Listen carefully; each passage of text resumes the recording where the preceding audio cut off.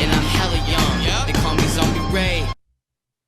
The next topic we're going to discuss on Boxing Bros are comments made by Dillian Whyte. Yeah, you know, obviously he's a very dangerous guy, you know. I was bossing the fight, I was winning the fight, and I just got caught. Some of those things heavyweight boxing. So like I got beat up rounds after rounds, and you know, it just got clocked. That's all, you know. He dipped low, I shoot the hook again with the uppercut, you know, and that was it. But it's all good. The main thing is we got a rematch. We're gonna try and exercise the rematch, try and get it done before by the end of the year.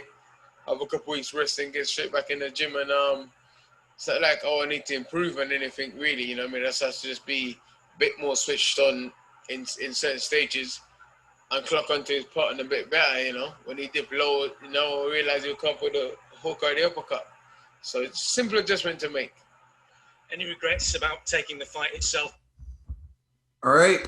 So, G, what are your thoughts on Dillian Whyte's comments, particularly that he doesn't really need to make any adjustments? I'll say this. The simple adjustment that he needs to make, he's correct with the statement. However, I am so shocked that he didn't already anticipate that going into this fight. You know, like Povetkin's known as the Russian Mike Tyson. So obviously you have to know that the guy is going to do a jab. There wasn't even an authoritative jab. It was just like a setup jab just to switch over and come with the left uppercut. He fell for it, you know? And so it could be because he thought the dude was done. But the reality is your training camp should have been preparing for a guy with the Mike Tyson style.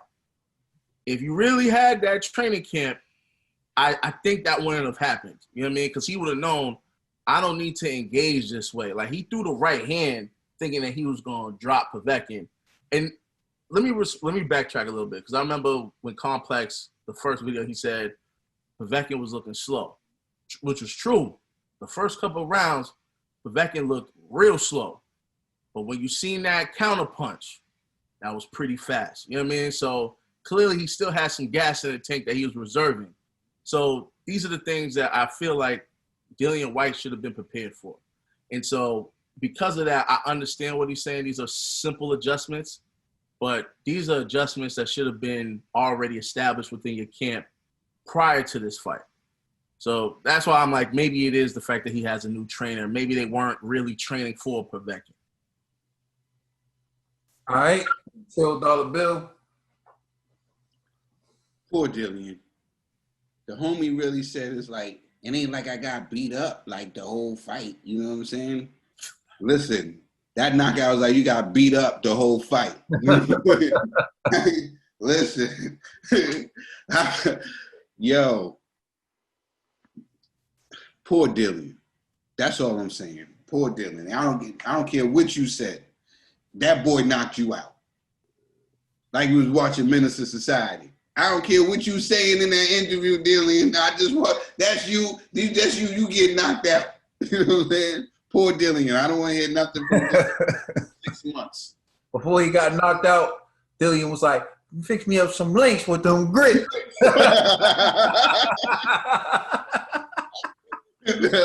He just trying to stay face. Poor Dillian.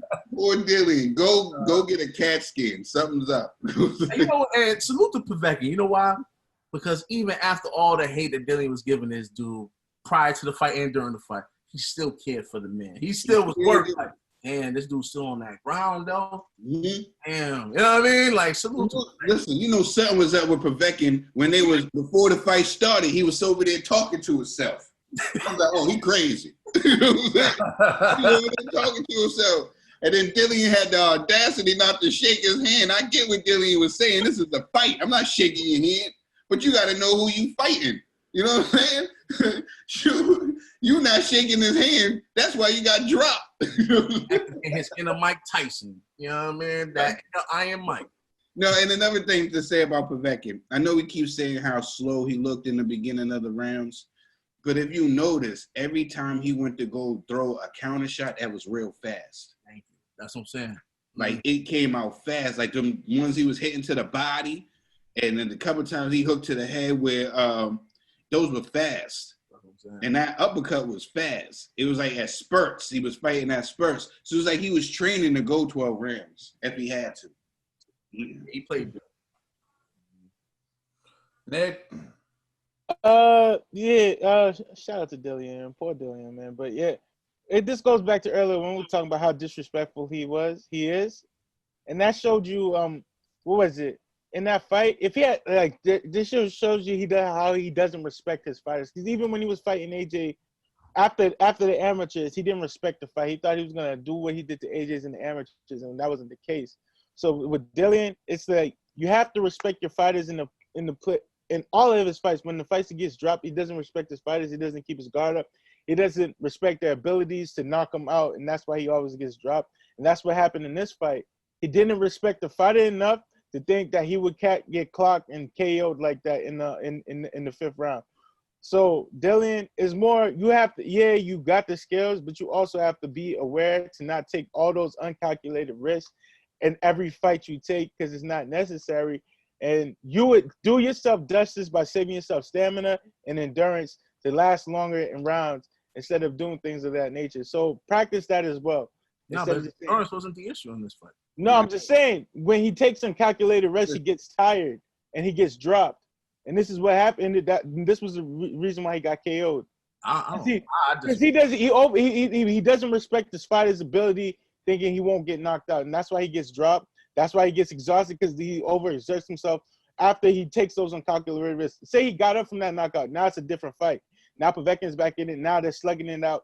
And then who knows, it's a split decision for Povetkin, or decision for Whyte. But that's my take. Start respecting your fighters, and then you'll see you have a different outlook on the fight. All right, Complex.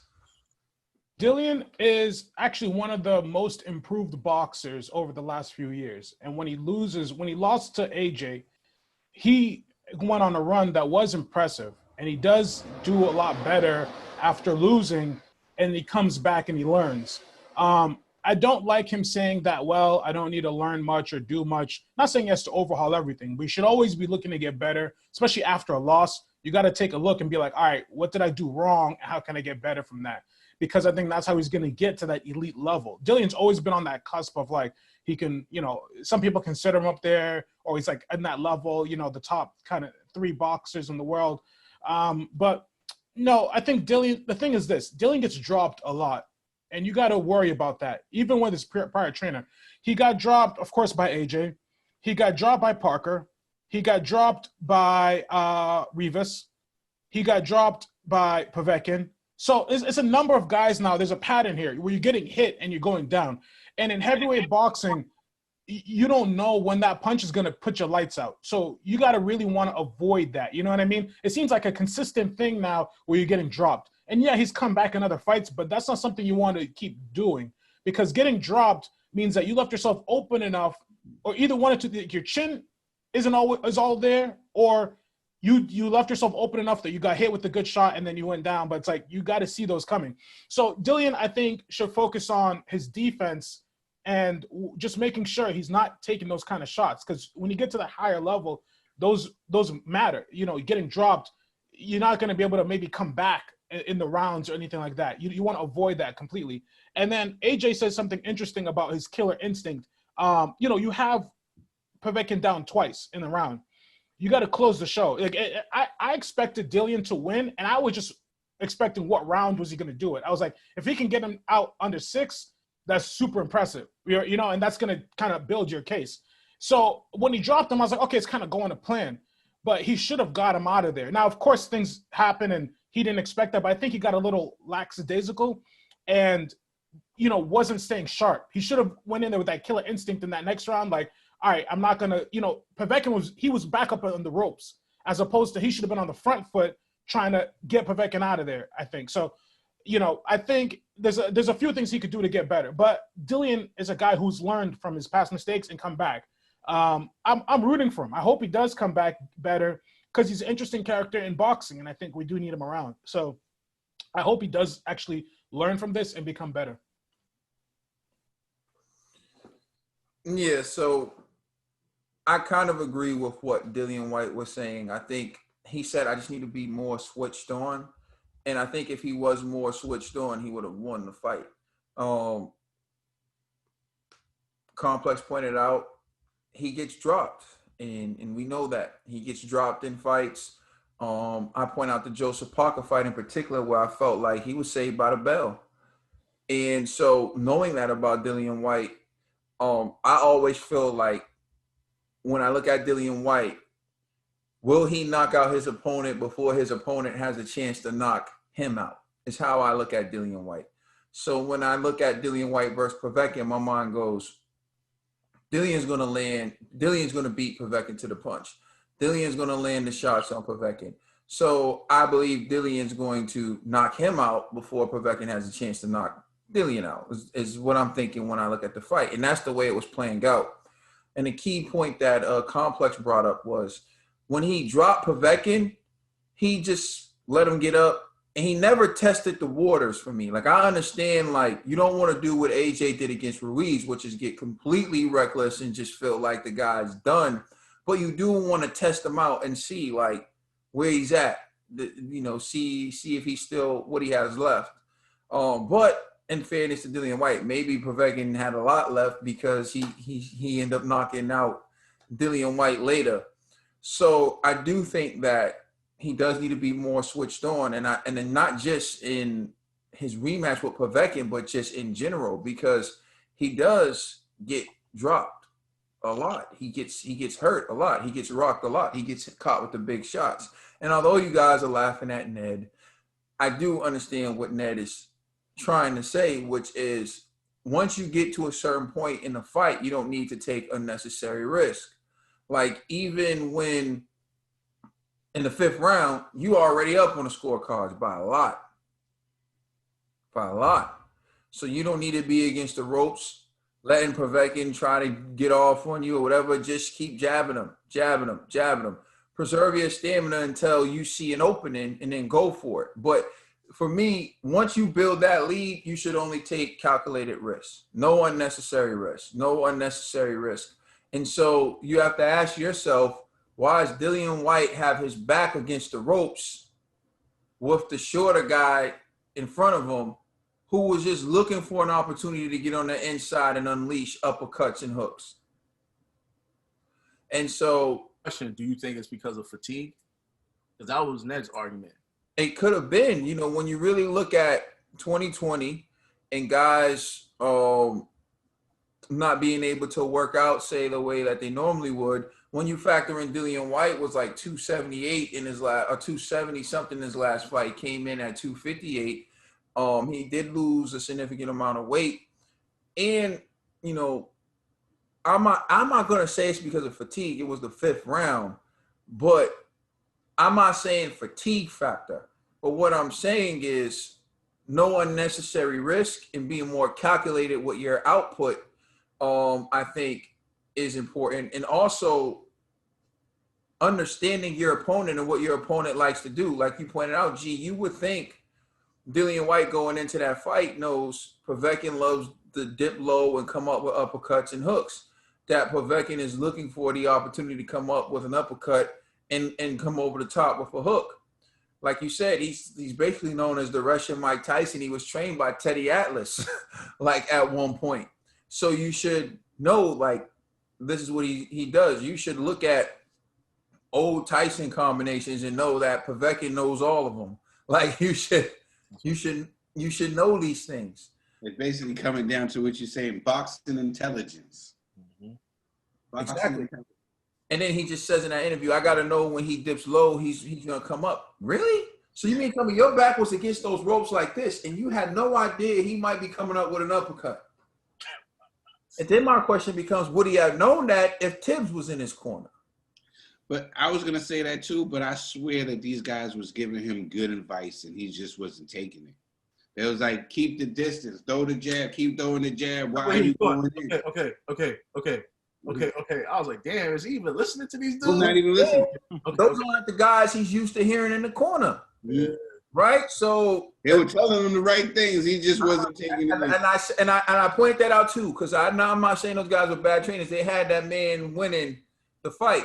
But what it comes down to Dillian Whyte is I think he can knock anyone out. He's like Wilder to me. His left hook and Wilder's right hand. Listen, Dillian Whyte's left hook's unbelievable. Dillian Whyte's left hook, that punch is a mother, right? Wilder's right hand.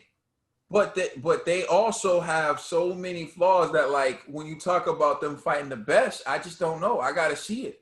Because the best aren't going to quit from one good punch. The best are not going to knock me down 3 times. I'm up, and I'm still trying to knock you out. Then it's a different ball game.